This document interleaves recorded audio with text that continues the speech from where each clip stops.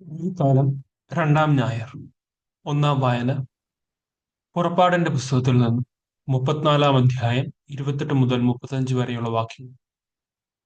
മോശ 40 പകലും 40 രാവും കർത്താവിനോട് കൂടെ അവിടെ ചെലവഴിച്ചു. അവൻ ഭക്ഷിക്കുകയോ പാനം ചെയ്യുകയോ ചെയ്തില്ല.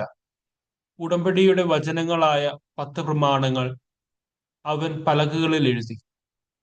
2 സാക്ഷ്യഫലകങ്ങളും വഹിച്ചുകൊണ്ട് മോശ സീനായി മലയിലേക്ക് മനയിൽ നിന്ന് താഴേക്ക് വന്നു. ദൈവവുമായി സംസാരിച്ചതിനാൽ അവന്റെ മുഖം തേജോന്മയമായി എന്ന കാര്യം അവൻ അറിഞ്ഞില്ല. അഹറോനും ഇസ്രായേൽ ജനവും മോശയുടെ മുഖം പ്രശോഭിക്കുന്നത് കണ്ടു. അവരെ സമീപിക്കുവാൻ അവർ ഭയപ്പെട്ടു. മോശ അവരെ വിളിച്ചു. അഹറോനും സമൂഹ നേതാക്കന്മാരും അടുത്തു ചെന്നു. മോശ അവരോട് സംസാരിച്ചു. അനന്തരം ജനം അടുത്തു ചെന്ന് സീനായ് മലയിൽ വെച്ച് കർത്താവ് തന്നോട് സംസാരിച്ചതെല്ലാം അവൻ അവർക്ക് കൽപ്പനയായി നൽകി. സംസാരിച്ചു തീർന്നപ്പോൾ മോശ ഒരു മൂടുപടം കൊണ്ട് മുഖം മറച്ചു. അവൻ കർത്താവിനോട് സംസാരിക്കാൻ തിരുമുമ്പിൽ ചെല്ലുമ്പോഴോ അവിടെ നിന്ന് പുറത്തു വരുന്നതുവരെയോ മൂടുപടം ധരിച്ചിരുന്നില്ല. അവൻ പുറത്തു വന്ന് അവിടുന്ന് തന്നോട് കൽപ്പിച്ചവയെല്ലാം ഇസ്രായേൽ ജനത്തോട് പറഞ്ഞിരുന്നു. ഇസ്രായേൽ ജനം മോശയുടെ മുഖം കണ്ടു. മോശയുടെ മുഖം പ്രകാശിച്ചിരുന്നു. കർത്താവിനോട് സംസാരിക്കാൻ അകത്ത് പ്രവേശിക്കുന്നതുവരെ മോശ മുഖം മറച്ചിരുന്നു. രണ്ടാം വായന സാമുവേലിന്റെ ഒന്നാം പുസ്തകത്തിൽ 3-ാം അധ്യായം 1 മുതൽ 10 വരെ.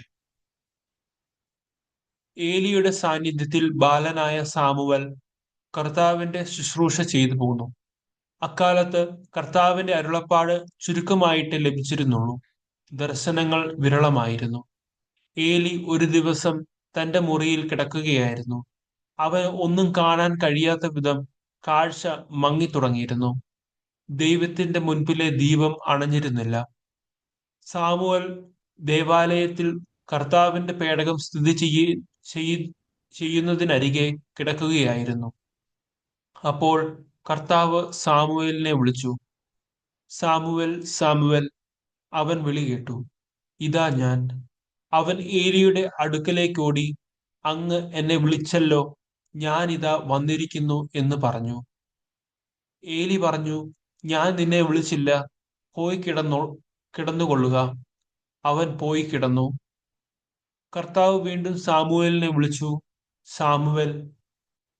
അവൻ എഴുന്നേറ്റ് ഏലിയുടെ അടുക്കലേക്ക് ചെന്ന് പറഞ്ഞു, അങ്ങ് എന്നെ വിളിച്ചല്ലോ, ഞാൻ ഇതാ വന്നിരിക്കുന്നു. ഏലി പറഞ്ഞു, മകനെ, നിന്നെ ഞാൻ വിളിച്ചില്ല, പോയി കിടന്നുകൊള്ളുക. കർത്താവാണ് വിളിച്ചതെന്ന് സാമുവൽ അപ്പോഴും അറിഞ്ഞില്ല. കാരണം അതുവരെ കർത്താവിന്റെ ശബ്ദം അവന് വെളിവാക്കപ്പെട്ടിരുന്നില്ല. മൂന്നാമതും കർത്താവ് സാമുവേലിനെ വിളിച്ചു. അവൻ എഴുന്നേറ്റ് ഏലിയുടെ അടുത്ത് ചെന്ന് പറഞ്ഞു, അങ്ങ് എന്നെ വിളിച്ചല്ലോ, ഞാൻ ഇതാ വന്നിരിക്കുന്നു. കർത്താവാണ് ബാലനെ വിളിച്ചതെന്ന് അപ്പോൾ ഏലിക്ക് മനസ്സിലായി. അതിനാൽ ഏലി സാമുവേലിനോട് പറഞ്ഞു, പോയി കിടന്നുകൊള്ളുക. ഇനി നിന്നെ വിളിച്ചാൽ കർത്താവെ അരുൾ ചെയ്താലും, അങ്ങയുടെ ദാസൻ ഇതാ ശ്രവിക്കുന്നു എന്ന് പറയണം. സാമുവേൽ പോയി കിടന്നു. അപ്പോൾ കർത്താവ് വന്നു നിന്ന് മുൻപിലത്തേതുപോലെ സാമുവേൽ, സാമുവേൽ എന്ന് വിളിച്ചു. സാമുവേൽ പ്രതിവചിച്ചു, അരുളി ചെയ്താലും, അങ്ങയുടെ ദാസൻ ഇതാ ശ്രവിക്കുന്നു. മൂന്നാം വായന പൗലോസ് ലീഹ റോമാക്കാർക്ക് എഴുതിയ ലേഖനം 11-ാം അധ്യായം 33 മുതൽ 12-ാം അധ്യായം 1 മുതൽ 2 വരെ. ഹാ, ദൈവത്തിന്റെ സമ്പത്തിന്റെയും ജ്ഞാനത്തിന്റെയും അറിവിന്റെയും ആഴം! അവിടുത്തെ വിധികൾ എത്ര ദുർജനേയം! അവിടുത്തെ മാർഗങ്ങൾ എത്ര ദുർഗ്രഹം! എന്തെന്നാൽ ദൈവത്തിന്റെ മനസ്സ് അറിഞ്ഞതാര്? അവിടുത്തേക്ക് ഉപദേഷ്ടാവായതാര്? തിരിച്ചു കിട്ടാനായി അവിടുത്തേക്ക് ദാനം കൊടുത്തവനാര്? എന്തെന്നാൽ എല്ലാം അവിടുന്നിൽ നിന്ന്, അവിടുന്ന് വഴി, അവിടുന്നിലേക്ക്, അവിടുത്തേക്ക് എന്നേക്കും മഹത്വമുണ്ടായിരിക്കട്ടെ. ആമേൻ. ആകയാൽ സഹോദരരെ, ദൈവത്തിന്റെ കാരുണ്യം അനുസ്മരിച്ചുകൊണ്ട് ഞാൻ നിങ്ങളോട് അപേക്ഷിക്കുന്നു, നിങ്ങളുടെ ശരീരങ്ങളെ വിശുദ്ധവും ദൈവത്തിന് പ്രീതികരവുമായ സജീവ ബലിയായി സമർപ്പിക്കുവിൻ. ഇതായിരിക്കണം നിങ്ങളുടെ യഥാർത്ഥമായ ആരാധന. നിങ്ങൾ ഈ ലോകത്തിന് അനുരൂപരാകരുത്.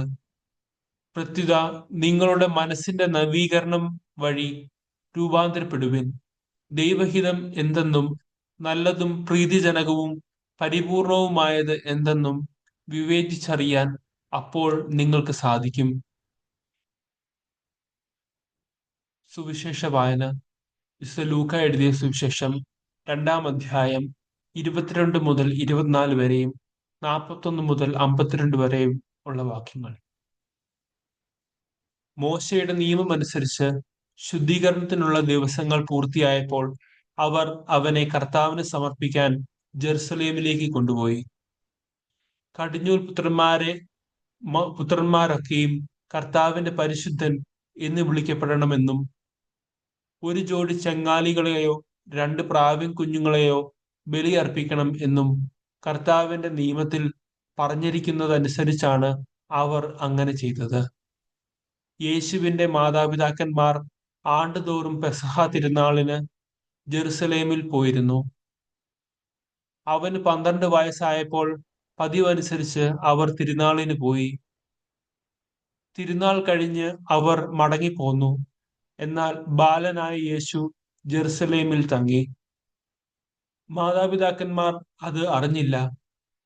അവൻ യാത്രാസംഘത്തിന്റെ കൂടെ കാണും എന്ന് വിചാരിച്ച് അവർ ഒരു ദിവസത്തെ വഴി പിന്നിട്ടു.